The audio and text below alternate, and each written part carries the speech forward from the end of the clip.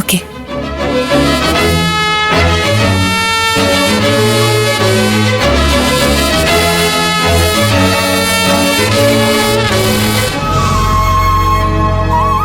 സാറേ വരൂ സാറേ വരൂ. എന്താ സന്തോഷ് മാധവ, എങ്ങനെ പോകുന്നു കാര്യങ്ങളൊക്കെ? അയ്യോ നന്നായി പോകുന്നുണ്ട് സാറേ. ആ, പിന്നെ ജോലിയിൽ എന്തെങ്കിലും ഉടായ്പ ഉണ്ടെങ്കിൽ ഞാൻ വെറുതെ ഇരിക്കില്ല. നല്ല ശ്രദ്ധ വേണം. ശരി സാറേ. പിന്നെ നമ്മള് കുറച്ച് ആൾക്കാരെ പുതിയതായിട്ട് എടുത്തില്ലേ, അതില് വിജയലക്ഷ്മി എന്നൊരു പെണ്ണ് തേക്കടിന്നാ വന്നിരിക്കുന്നത്. അറിയാ തേക്കടിയിൽ എന്റെ അമ്മാവന്റെ കടയിൽ ജോലി ചെയ്ത പെണ്ണാ. പുള്ളി ഫോൺ ചെയ്തപ്പോ പറഞ്ഞായിരുന്നു. വേറൊന്നുമല്ല, ആ കുട്ടിക്ക് സാറിനോട് എന്തോ സംസാരിക്കണോന്ന് പറഞ്ഞു. ഞാൻ വിളിച്ചോണ്ട് വരട്ടെ? ആ ശരി, വരാൻ പറ. ശരി സാർ. വിജി,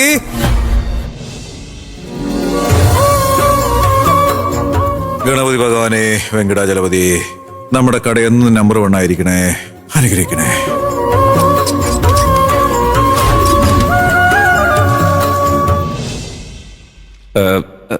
സർ, ഞാൻ പറഞ്ഞില്ലേ വിജയലക്ഷ്മി. ആ ശരി, അത് ഇവരാണ്. നമസ്കാരം സർ. സുഖായിരിക്കുന്ന മോളെ? ആ നന്നായിരിക്കുന്നു സർ. നിന്നെ പറ്റി അമ്മാവൻ ഒരുപാട് പുകഴ്ത്തിയാ പറഞ്ഞത്.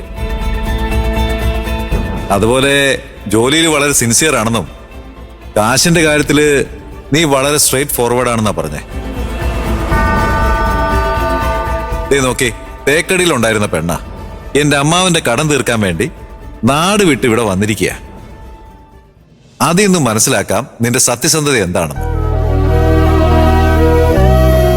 എന്താ മോളെ, എന്നോടെന്തോ പറയാനുണ്ടെന്ന് പറഞ്ഞല്ലോ?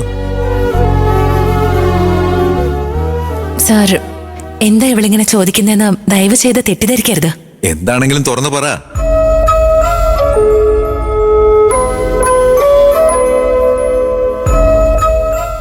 അത് എന്തിനാ പറയാൻ മടിക്കുന്നേ? ധൈര്യമായിട്ട് എന്നോട് പറഞ്ഞ മോളെ, ചോദിക്കേ. എനിക്കൊരു സഹായം ചെയ്യാൻ പറ്റുമോ സാർ? എന്ത് സഹായം മോളെ?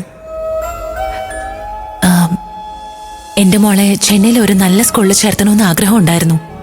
എന്റെ മോളും വലിയ സ്കൂളിൽ പഠിക്കണമെന്ന് ഒരുപാട് മോഹിച്ചതാ. എന്റെ കയ്യിലിപ്പം 50,000 രൂപയേ ഉള്ളൂ.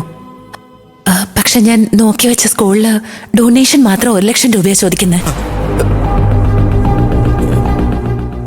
അതുകൊണ്ട് 1 ലക്ഷം രൂപ അഡ്വാൻസ് ആയിട്ട് തരാൻ പറ്റുമോ സർ?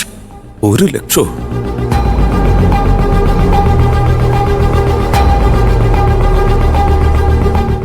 എന്റെ ദൈവമേ, വന്ന ഉടനെ 1 ലക്ഷമാണല്ലോ ചോദിക്കുന്നത്.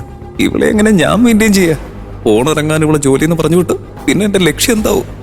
സാർ, ആരോടാ ചോദിക്കേണ്ടതെന്ന് എനിക്കറിയില്ല സാർ. ഞാനിവിടെ പുതിയതായിട്ട് വന്നതല്ലേ, എനിക്ക് ഇവിടെയുള്ള വേറെ ആരെയും അറിയില്ല. എന്താ മോളെ ഇത്?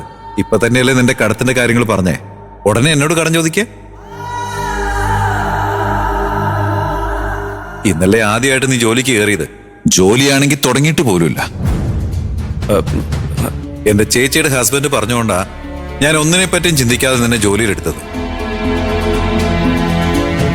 വന്ന ദിവസം തന്നെ 1 ലക്ഷം രൂപ ചോദിച്ചാ ഞാനിപ്പോ എന്താ നിന്നോട് മറുപടി പറയാ? എല്ലാം മോളുടെ പഠിപ്പിന്റെ കാര്യത്തിനായതുകൊണ്ടാ.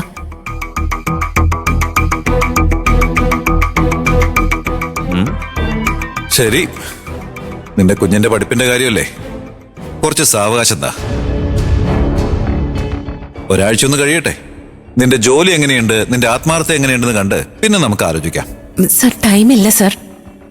ഞാൻ 5 ലക്ഷം രൂപ കടം അടച്ചു തീർക്കാനാ വന്നത്. ഇപ്പൊ ഈ 1 ലക്ഷവും ചേർത്ത് 6 ലക്ഷം രൂപ കടം എന്റെ ശമ്പളത്തിൽ കട്ട് ചെയ്തോളൂ സർ.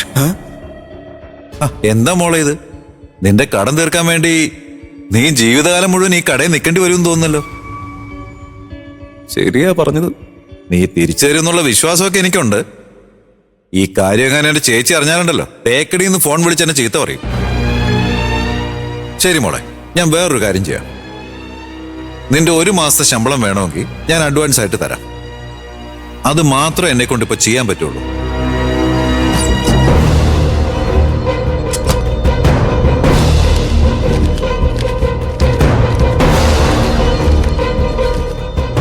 മോളെ, ഇവിടെ സന്തോഷ് മാധവ, ഈ കുട്ടിയുടെ ഒരു വൗച്ചർ ഒപ്പിട്ട് വാങ്ങി. ഞാൻ ചെയ്തോളാം മോളെ. പിന്നെ മാസം നിനക്ക് 30,000 രൂപയാണ് ശമ്പളം. ജോലി ചെയ്യാതെ ശമ്പളം വാങ്ങുന്ന ഭാഗ്യവതിയാ. ബാക്കിയുള്ള പണം നീ വേറെ എവിടെന്നെങ്കിലും അറേഞ്ച് ചെയ്യുമോളെ, തെറ്റിദ്ധരിക്കരുത്. ശരി സർ, ഒരുപാട് നന്ദിയുണ്ട്.